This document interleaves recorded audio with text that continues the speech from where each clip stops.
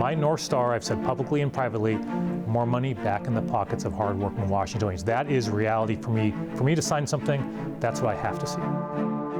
We know it's part of the process, so it's not supposed to be easy to pass laws. To tap into the rainy day fund now, it's risky. I mean, there are risks associated with that. We have to balance our budget now. We have to make sure we're helping Washingtonians. Rainy day fund is, in short, is for a rainy day. It's raining.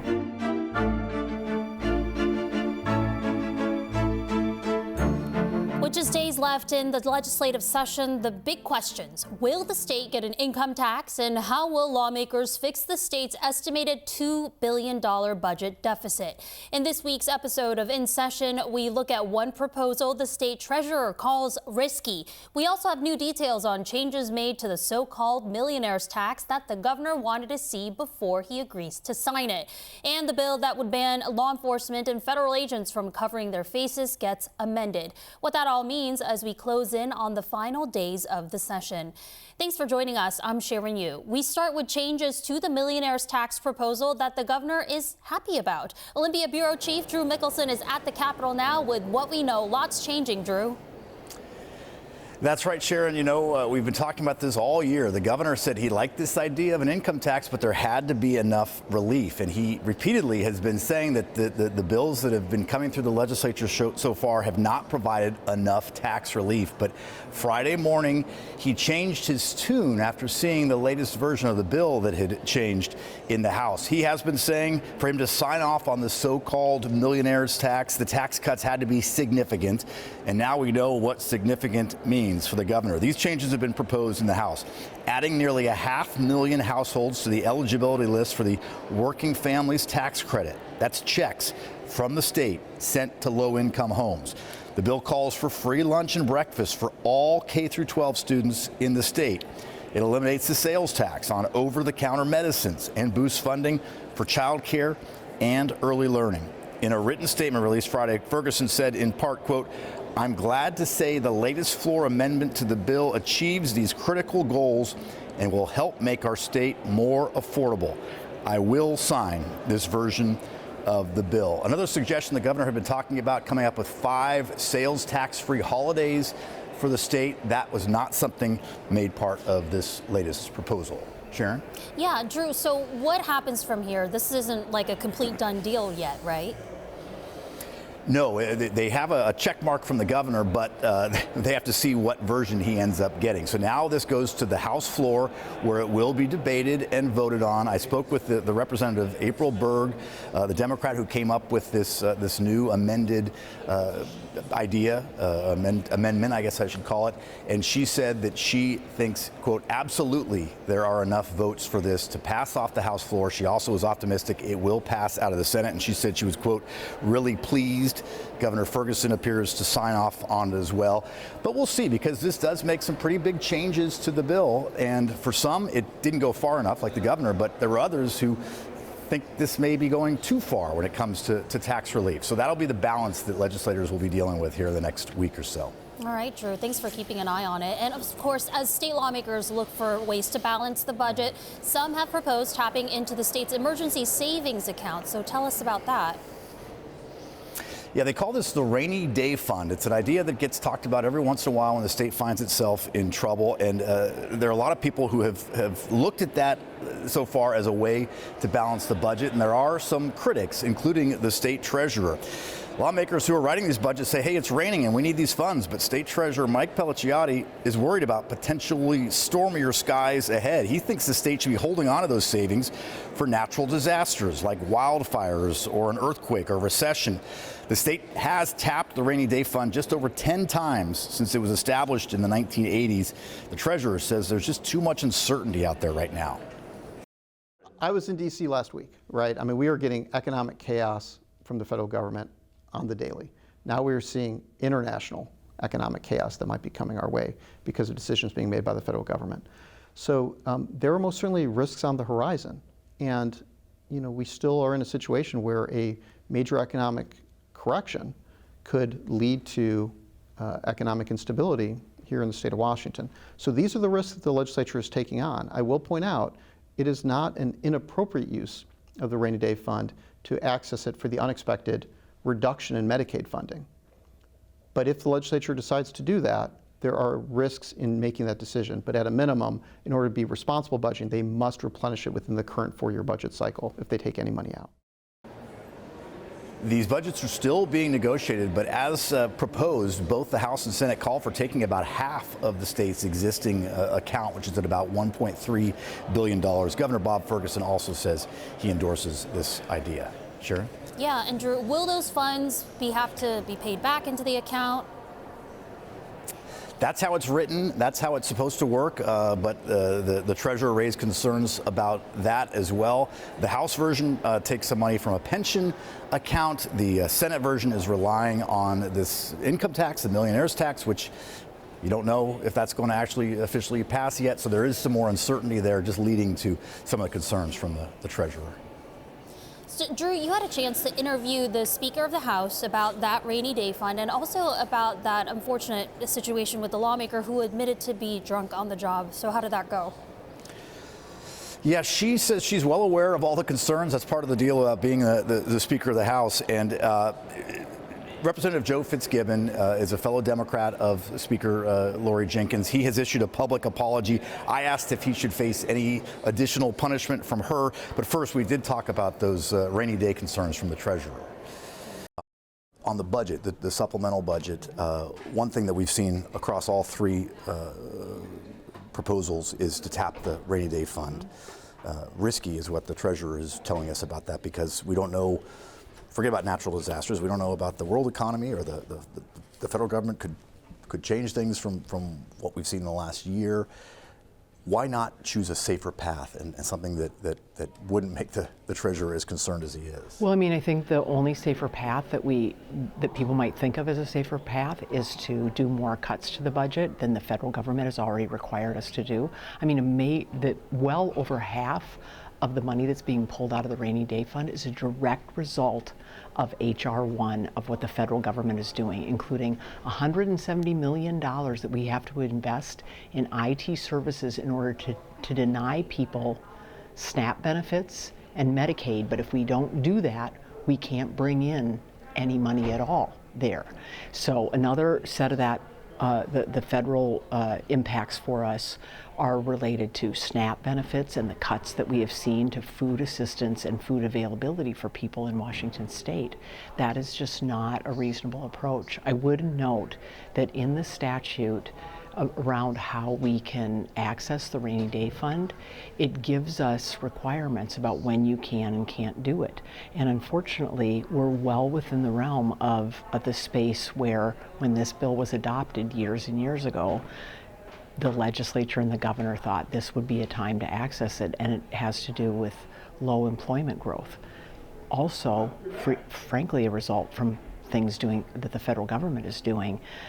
Tariffs that have hit our ports really hard. The government shutdown has hit employment here in Washington state. So these are all things that we think will get better after 2026. But we have to balance our budget now. We have to make sure we're helping Washingtonians. Rainy day fund is, in short, is for a rainy day. It's raining.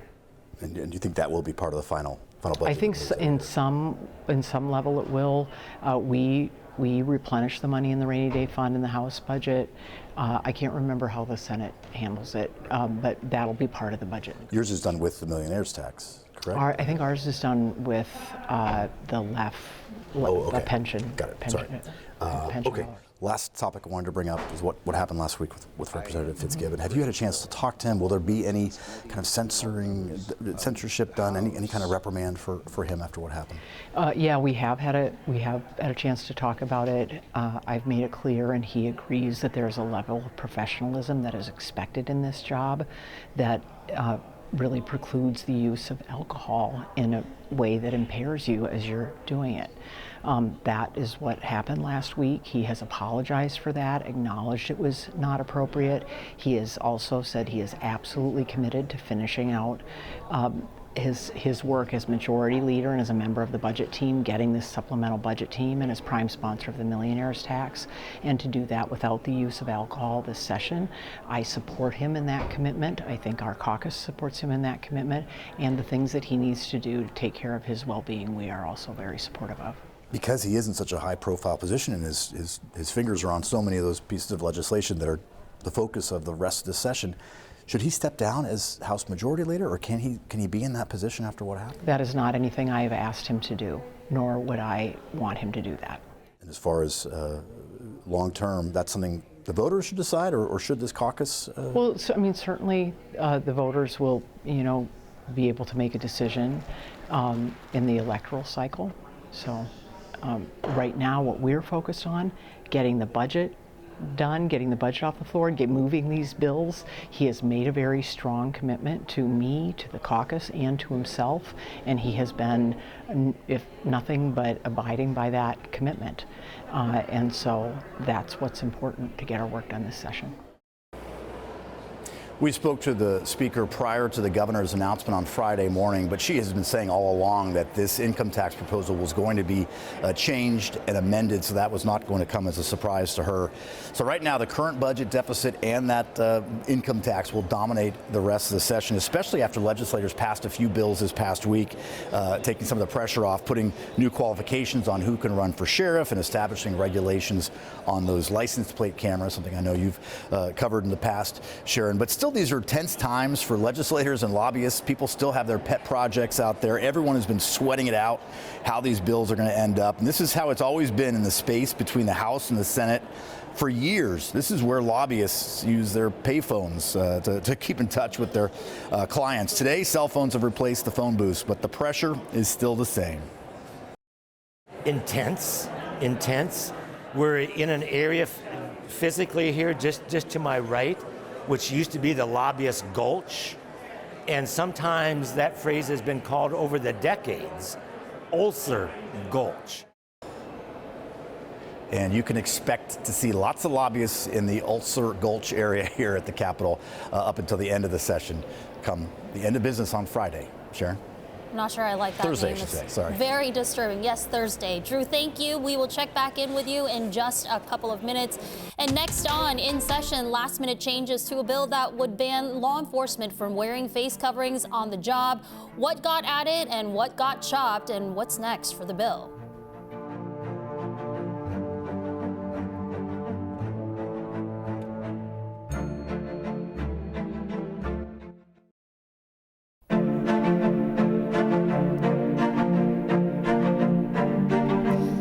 State legislature appears ready to ban law enforcement from wearing masks during most operations. That bill cleared a major hurdle this past week. Olympia Bureau Chief Drew Mickelson joins us again from the Capitol to explain that bill. Drew. Sharon, there was a late amendment that came in on this bill to allow for the use of facial coverings in extreme weather conditions, but this one does appear to become, or at least it likely will become law. We'll see here in the last week, though. But this is one of several bills likely to pass that are a direct result of the federal government's immigration enforcement. The state of Washington already has a law on the books requiring police to be identifiable, but this bill makes it clear police, local, state, or federal, cannot wear any facial coverings during operations. There are exemptions for undercover operations, SWAT teams, and now in cold weather. Madam Speaker, in the last year, we have all been witness to the horrific actions, both nationally and locally, where masked or unidentified ICE officers have caused confusion, anxiety, mistrust, and tragedies in our communities. Madam Speaker, that erosion of trust makes policing at all levels harder and less safe for everyone, including law enforcement officers. Importantly, Madam Speaker, after conversations with a multitude of law enforcement groups, this policy is balanced and practical. It does not prohibit protective equipment or legitimate exceptions for undercover work, technical operations, or hazardous conditions. Officer safety remains important in this bill, and this bill respects that reality. Madam Speaker, this bill is about strengthening community trust through accountability and clarity. It reflects the values Washingtonians expect from their public institutions and from those entrusted with enforcing our laws. Madam Speaker, this policy would not be necessary if our law enforcement were able, under federal policy, to be able to work together. And it's also fair, Madam Speaker, that as much as we talk about people being afraid if an officer has a mask on, I'm going to point to the people in my district that have talked to me about being afraid of the illegal foreign nationals that this policy deals with, not allowing federal officers to be able to do their jobs, to take violent people that, and I'm talking about violent people, the ones that are doing murdering, robbing, raping, involved in human trafficking and drugs.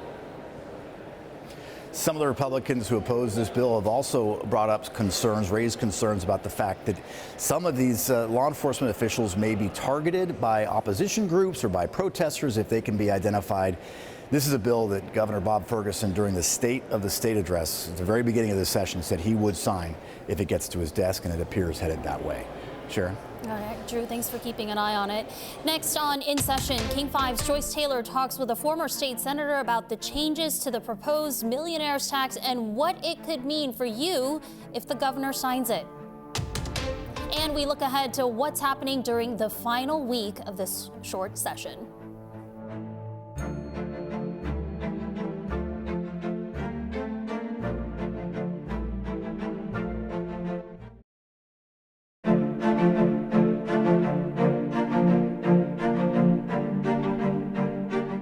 Let's take a deeper dive into this so-called millionaires tax. Joining us is retired State Senator Reuven Carlisle. Always grateful that you're here with us. Thank you.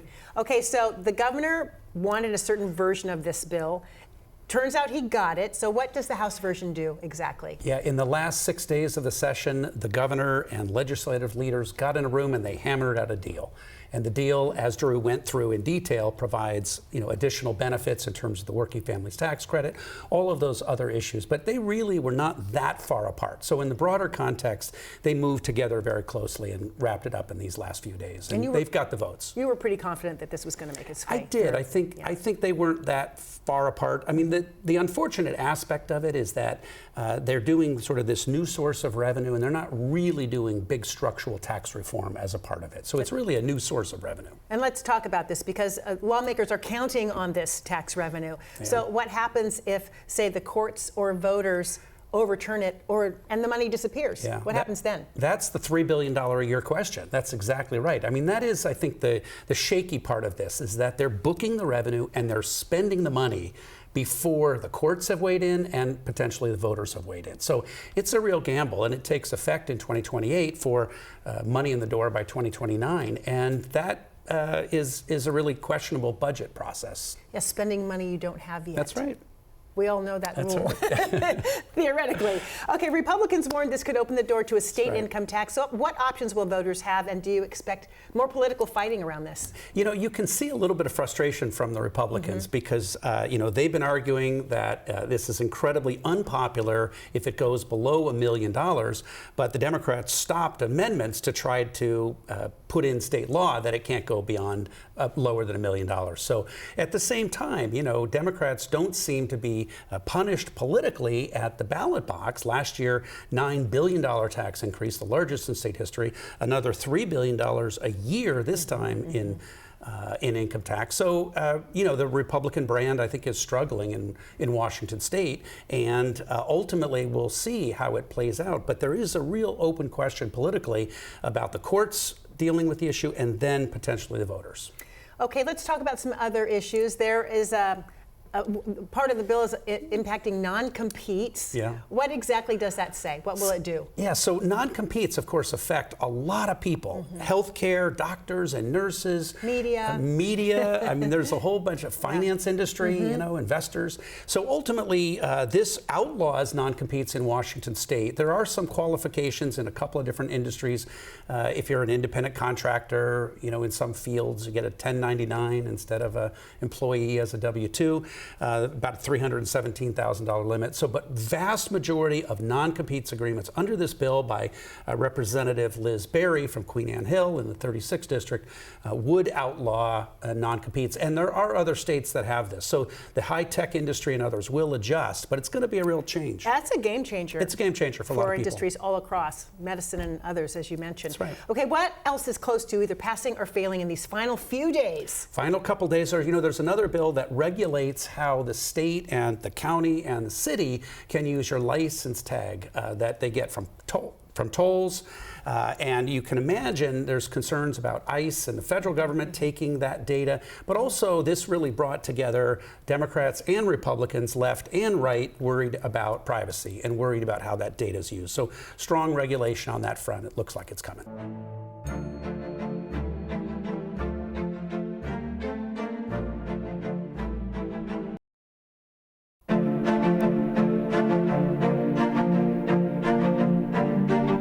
With less than a week left in the legislative session, it is now a mad dash to get bills passed in Olympia.